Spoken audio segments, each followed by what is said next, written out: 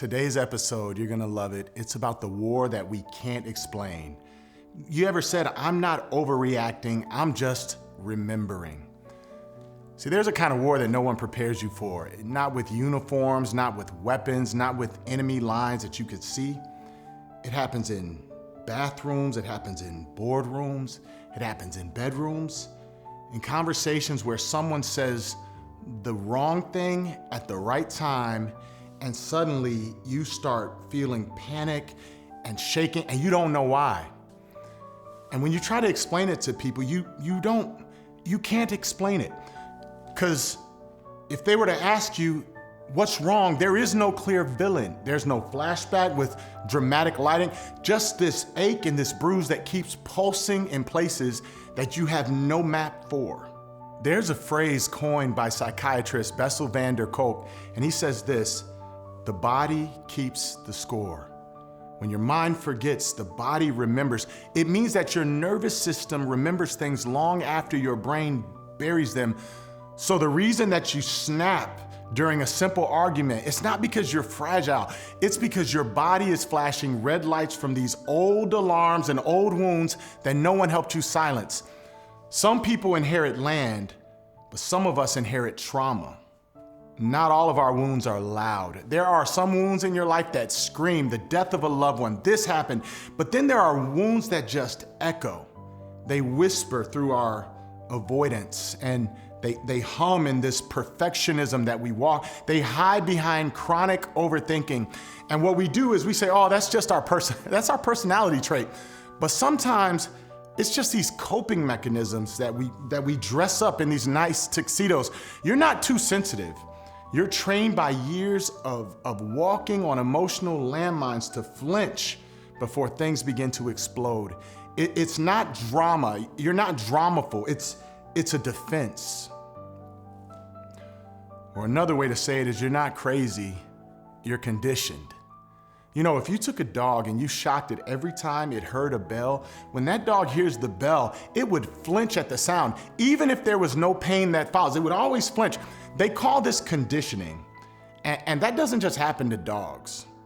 We as humans are brilliant at survival, even if it means rewriting our reality. So if your history taught you that love is dangerous, that trust is betrayal's welcome mat, that comfort is a setup for collapse, then when peace comes in your life, you'll have this suspicion, and safety will feel like a trap. And love, look, that's not brokenness. That's what adaptation looks like in all of our lives in silence. One of my favorite directors is M. Night Shyamalan. He's the guy that produced Sixth Sense and Signs. But why I love his movies is all of them have this twist, this underlying meaning where you realize the whole story was about something else. Here's the twist for you. What if the war wasn't you? Wasn't about you? What if you were fighting battles that were there before you were born? See, epigenetics now shows us that trauma can leave fingerprints on DNA, that fear can be passed down like a surname. If you can inherit someone else's war without ever seeing the battlefield, so when your anxiety doesn't make sense, when your reaction feels out of scale, when your grief feels like something beyond that you can't control, maybe it is. Maybe the war that you're fighting isn't weakness, but a signal going off in your brain, just like that dog. It's the echo of something that wants to be healed through you. The good news is that what you can't explain might still be healed. You don't have to understand the pain to untangle it. You don't have to articulate the story to rewrite the ending. Your body might be keeping score of what happened, or even other wars that you inherited, but you still hold the pen. You can name what's happening.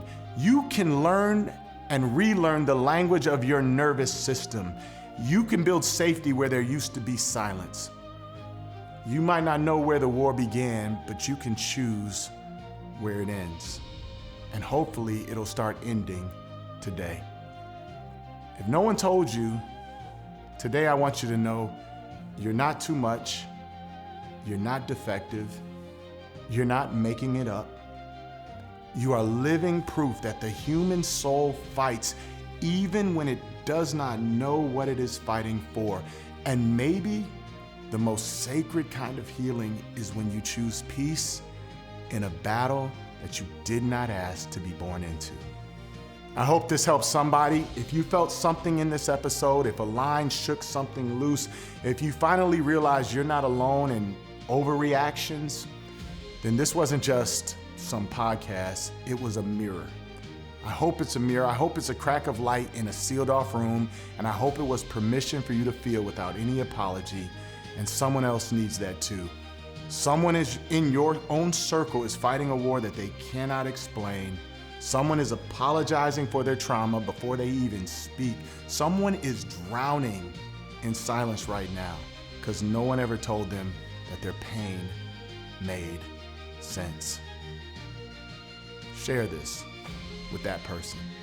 Not for views, not for clout, but because healing travels fastest when it's handed from one wounded person, one wounded healer, to another healer. Tag a friend, text the name, drop this link like a lifeline, because the war that we cannot explain, it ends when we stop pretending we're fighting it alone. Join us.